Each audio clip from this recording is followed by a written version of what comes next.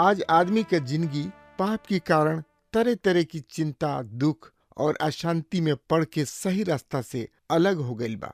ओके नइखे पता कि केवना सही रास्ता में आई।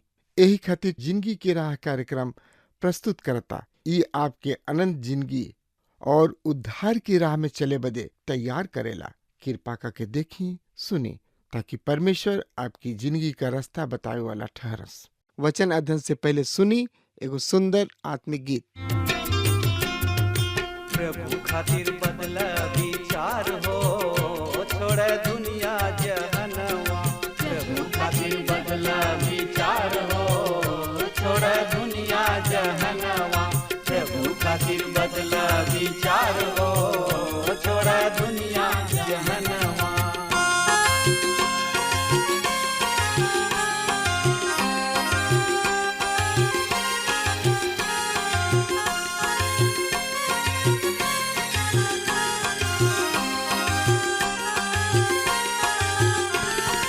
मनवा बदल बात बड़ा सुख पैबा। मनवा बदल बात बड़ा सुख पैबा। नाही त पीछे तू नरका में जइबा। नाही त पीछे तू नरका में जइबा। नाही त पीछे तू नरका में जइबा। स्वर्ग के खुलल बा दरबार हो, छोड़ दुनिया जहनवा। स्वर्ग में खुलल बा दरबार हो, छोड़ दुनिया जहनवा। प्रभु खातिर बदला विचार हो, छोड़ दुनिया जहनवा।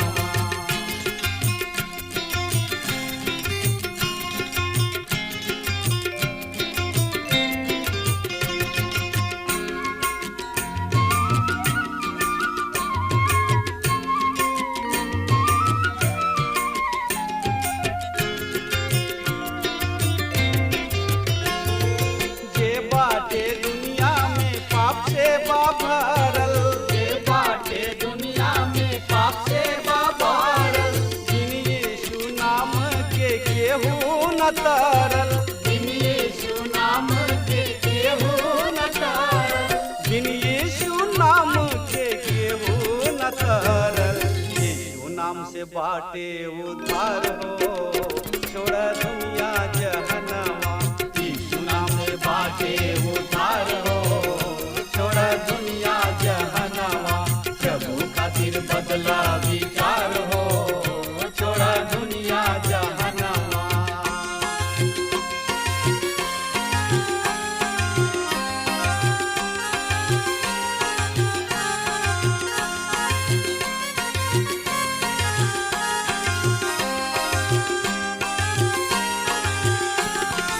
जब रउआ चाहिए जिंदगी सुधारे।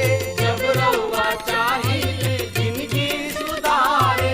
प्रेमी यीशु के आई जा दुआरे। प्रेमी यीशु के आई जा दुआरे। प्रेमी यीशु के आई जा दुआरे। गले से लगई है करी है प्यार हो, छोड़ दुनिया जहनवा। गले से लगई है करी है प्यार हो, छोड़ दुनिया जहनवा। यीशु खातिर बदला विचार हो, छोड़ दुनिया जहनवा। प्रभु खातिर बदला विचार हो, छोड़ दुनिया जहनवा। प्रभु खातिर बदला विचार हो, छोड़ दुनिया जहनवा। अध्याय के विषय है मेमना के ब्याह तथा मसीह के न्यायकर्ता के रूप में वापस आई। विषय है प्रभु यीशु मसीह राजाओं के राजा तथा प्रभुओं के प्रभु के रूप में पृथ्वी पर वापसी।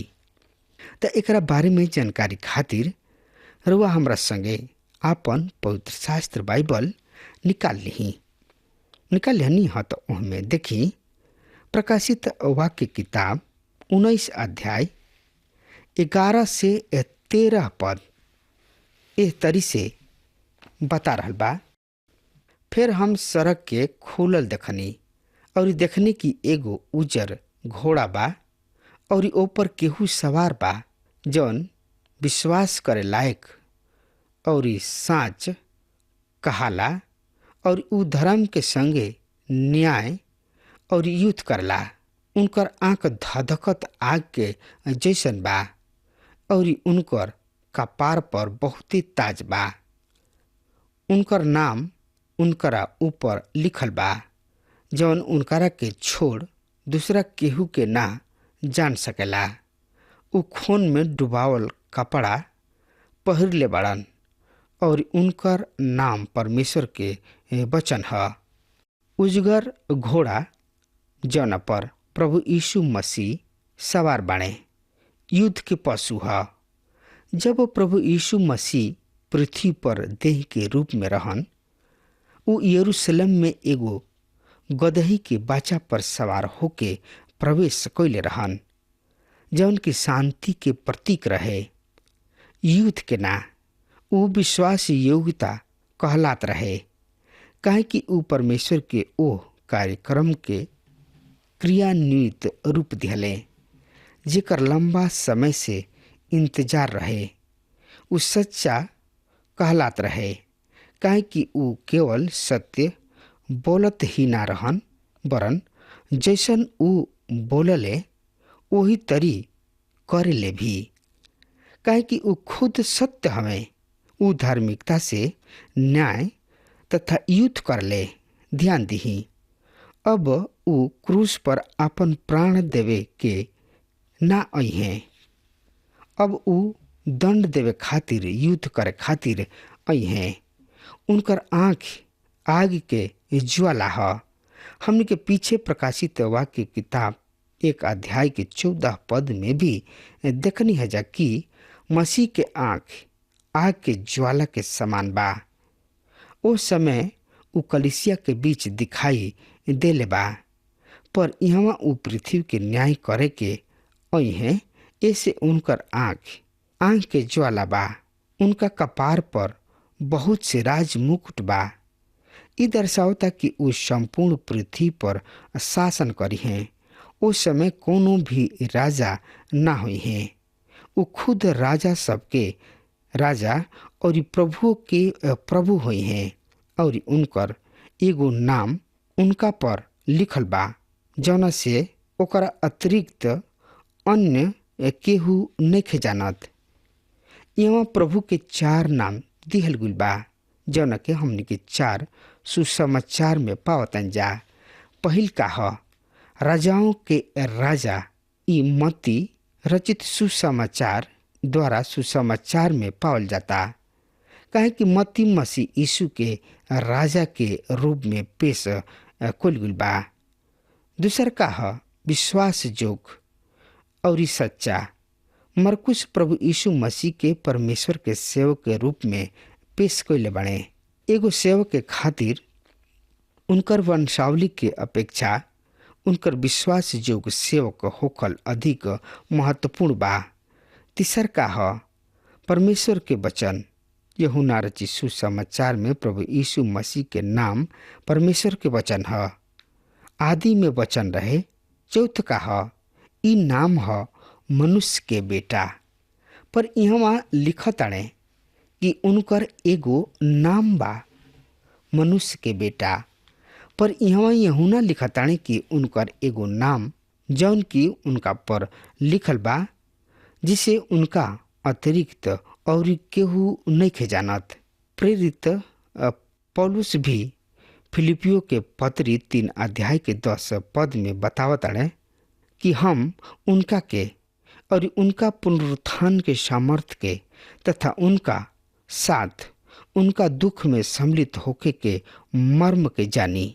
अर्थात मैं भी अभी कुछ जाने चाहेले मित्र। रउआ जवन कुछ भी प्रभु के विषय में जानतानी उ पर्याप्त नहीं खे। अभी बहुते कुछ जानल बाकी बा। अनेक प्रचारक, पास्टर, सब सेवक तथा कलिसिया के लोग पवित्र बाइबल के बंद क के राख दिले बाड़े। उ ओकरा के पढ़े के आवश्यकता महसूस ना करले। मित्र, का रउआ प्रभु यीशु मसीह के पूर्णतः जान गइल बानी?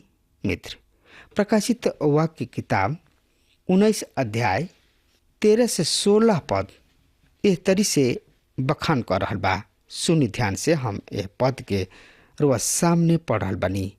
उ खून में डुबावल कपड़ा पहिरले बाड़न और उनकर नाम परमेश्वर के वचन ह।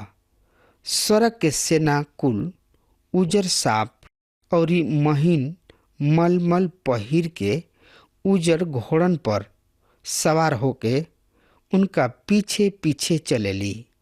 उनका मुंह से एगो चोख तलवार निकलेले कि उ ओसे जाति जाति के जान से मारस।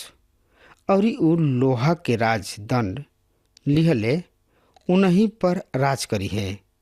और सर्वशक्तिमान परमेश्वर के डेरावना प्रकोप के शराब के रस कुंड के कचरी है। उनका कपड़ा और जांग पर नाम लिखल बा, राजा लोगन के राजा और प्रभु लोग के ए प्रभु। उनकर कपड़ा पर खून के छिटका बा, काहे कि उ परमेश्वर के भयानक प्रकोप के मदिरा के रस कुंड के रौंद रहल बाणे। उ चित्र हमनी के पुनः वापस यशायाह नबी की किताब 63 अध्याय के ओर ले जाता।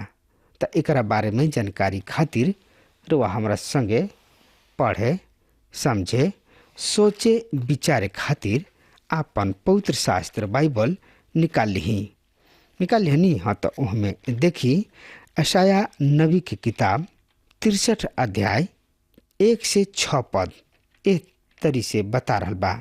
ई के ह जे एदोम देश के बोस्रा नगर से बैगनी कपड़ा पहिरले चलल आ रहल बने, जे अति बलवान और भड़कीला पहिरावा पहिरले झूमत चलल आ रहल बने। ई हम ही हई जे धर्म के बोलत और पूरा उद्धार करे के शक्ति रखतानी। तोहार पहिरावा काहे लाल बा और का कारण बा कि तोहार वस्त्र रौदे में दाख रौदे वाला के समान बा। हम तो अकेले ही हौद में दाखे रौदनी ह और देश के लोग में से केहू हमार साथ ना दिहल। हाँ, हम अपना क्रोध में आके उन्हें रौदनी और जल के ओहनी के लतड़नी। उनका लहू के छीटा हमारा कपड़ा पर पड़ल बा।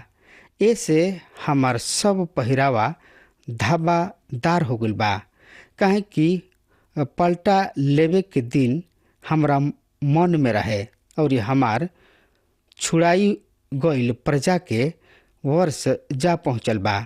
हम खोजा पर कोनो सहायक ना देखौनी। हम एह से अचंभा भी कैनी कि केहू संभाले वाला ना रहे। तब हम अपना ही भुजबल से उधार कैनी और हमार जलजलाहट ही हमरा के संभलस। हाँ, हम अपना क्रोध में आके देश देश के लोग के लतड़नी और जलजलाहट से हम उन्हें मतवाला क दिहनी और उनका खून के जमीनी पर बहा दिहनी। हाँ श्रोता मित्र भाई बहन, ये अनुच्छेद प्रभु यीशु मसीह के पहला आगमन के संदर्भ में नहीं खे। उनका कपड़ा पर खून के ई छिटका उधार के काम के पूरा करत समय कलवरी के क्रूस के छिटका ना ह। ई उनका दूसरा आगमन के संदर्भ में बा। प्रकाशित वाक्य किताब 19 अध्याय यशायाह नबी की किताब 63 अध्याय के स्पष्ट व्याख्या करता। ई मसीह के दूसरा आगमन के चित्र ह। यहाँ वो अपना शत्रु सबके बचावे वाला के रूप में नैखन पर ओहनी लोग से पलटा लेवे वाला के रूप में दिखाई दे रहल बने। उ ओह दंड से शासन करी है। ई वाक्य हमनी के भजन संहिता के भजन 2 और वापस ले जाता। मसीह के दूसरा आगमन प्रकोप उनका पहला आगमन के कोमलता व मधुरता के विपरीत चित्र है। पहला आगमन पर हमनी के बलिदान के मेमना के देखनी है जा। दूसरा आगमन पर हमनी के मेमना के प्रकोप देख रहल बनी जा। हाँ श्रोता मित्र भाई बहन, उनकर लोग मसीह के दूसरा आगमन तथा कलीसिया के मेघारोहण यानी कि रेप्चर के अर्थ के ना समझेलन। अनेक लोग झूठ शिक्षा के प्रभाव में आके आत्महत्या कर रहल बने। ए विचार से कि 2000 बरिस से पूर्व होखला पर मसीह आई हैं तो हमनी के उनका के बदरी पर भेंट करे के। श्रोता मित्र भाई बहन, कृपया हमरा संगे पहला थिस्सलुनीकियों के पत्री 4 अध्याय के 13 पद से लेके 17 पद के ध्यान पूर्वक पढ़ी। प्रभु यीशु मसीह खुद सड़क से उतरी हैं और जवन उनका समय में जीवित हुई हैं वो खुद उन्हें बदरी पर उठा ली हैं। रुआ के खुद वहाँ जाए के आवश्यकता नहीं खे, कहीं कि वो खुद सड़क से रुआ के ऊपर के उतरी हैं। रुआ के आत्महत्या करे से का लाभ? 16वां पद बतावता कि जे मसीह में मुँह गोल बा उ पहले जी उठी हैं। रुआ के पुनः जीवित होके के पड़ी त पहले से खुद मरे से का लाभ? ऐसे हम बार बार कहतानी, हम पवित्र बाइबल के ध्यान पूर्वक पढ़े के आवश्यकता बा। हम झूठ शिक्षक, झूठ स्वार्थी, चतुर लोगन के द्वारा भरमावे ना पावे जा। स्वर्ग के सेना सब ई स्वर्गदूत हमें विषय है अर्मगिदोन के युद्ध। श्रोता मित्र भाई बहन, अब हम अर्मगिदोन के युद्ध के अंतिम चरण में पहुंच रहल बानी जा। एकरे साथ युद्ध के अंत होई तो एकरा बारे में जानकारी खातिर हुआ हमरा संगे आपन पवित्र शास्त्र बाइबल निकाल ली। हाँ तो उसमें देखी प्रकाशित वाक्य किताब 19 अध्याय 17 और 18 पद एह तरी से बखान कर रहल बा। फिर हम एगो स्वर्गदूत के सूरज पर खड़ा देखनी। उ आकाश के बीच में उड़े वाली सगरी चीजन से चिल्ला के तेज आकाश से कहलस, आवा परमेश्वर के बड़का भोज खातिर बिटुरा जा लोग। तोहनी लोग राजा लोग, सेनापति लोग और ताकतवार घोड़न और ऊपर सवारी करे वाला आजाद और दास लोग के छोट चाहे बड़ सगरी आदमी लोगन के मांस खाए। परमेश्वर अपना वचन के अंत में ऐसे रखल बाणे कि हमनी के असमान राखी जाकि शारीरिक जिंदगी से परमेश्वर के कैसन घृणा होला। परमेश्वर शरीर के काम के देख के घृणा और क्रोध से भर जाले। मनुष्य जौन की शरीर के अनुसार जिंदगी बितावले, उनकर मांस आकाश के चिड़ई चिरुंग आहार बनी।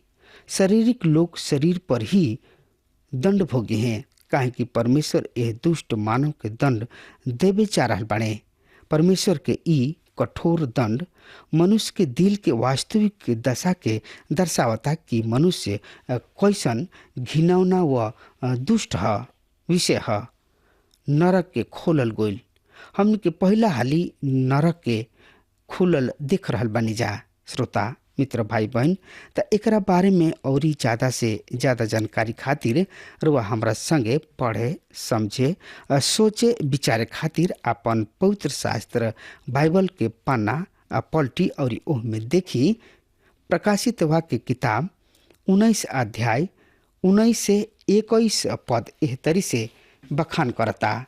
फिर हम जनावर और धरती के राजा लोग और उनकर सेना लोग के बिटुराइल देखनी कि उ घोड़ा के सवार और उनका सेना से युद्ध करस।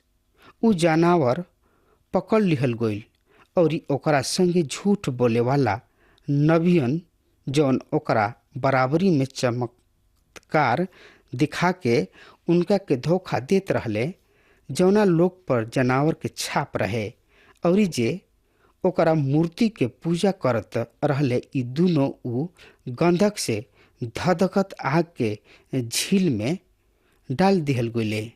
बाकी सगरी लोग ऊ घोड़ा पर सवार के मुंह से निकलत तलवार से मार दिहल गइले और सगरी चिड़ई उनकर मांस खा गइले। हाँ श्रोता मित्र भाई बहन, ई कैसन भयानक चित्र है कि पशु और झूठा नबी अंतिम क्षण तक परमेश्वर के विरोध ही करत रही हैं। उ परमेश्वर के पुत्र से भी युद्ध करे के दुस्साहस करले। उ जवन की स्वर्ग में बैठल बाणे सही में हंसी हैं। हाँ श्रोता मित्र भाई बहन, ये युद्ध के परिणाम का होई? प्रकाशित वाक्य किताब 19 अध्याय के 20 पद में एह तरी से बतावल गइल बा, जौन के कि हम एक खाली फेर रोज सामने पढ़े जा रहल बानी। उ जनावर पकड़ लिहल गइल और ओकरा संग झूठ बोले वाला नबियन जवन ओकरा बराबरी में चमत्कार दिखा के उनका के धोखा देत रहे, जौना लोग पर जानवर के छाप रहे और जे ओकरा मूर्ति के पूजा करत रहले, ई दोनों ऊ गंधक से धधकत आग के झील में डाल दिहल गइले। हाँ श्रोता मित्र भाई बहन, अब सवाल ई उठता कि का आग और गंधक के झील यथा शब्द ही झील है? हमने के एकरा विषय के अध्याय 20 के देखे के, पर यहाँ हम अतना ही कहब कि यदि ई नरक यथा शब्द नरक नइखे, ई ओ स्थान के चित्र दर्शावता जौन की यथा शब्द गंधक से धधकत आग के झील से भी बदरीन स्थान होई। हाँ श्रोता मित्र भाई बहन, अब हमार समय खत्म हो बा, तब तक खातिर वह हमरा के आज्ञा दी। परमेश्वर वह के बहुत आशीष देश। आमीन। हमके विश्वास बा कि ई कार्यक्रम आप सब खातिर फायदेमंद सिद्ध भइल हुई। अगर आप सबके लगे बाइबल से चाहे आपकी निजी जिंदगी से कोनो सवाल होके चाहे कोनो समस्या खातिर प्रार्थना करावे चाहतनी तो हमारी फोन नंबर पर जरूर संपर्क करें और आज का दिन आप खातिर सुखद बनावे।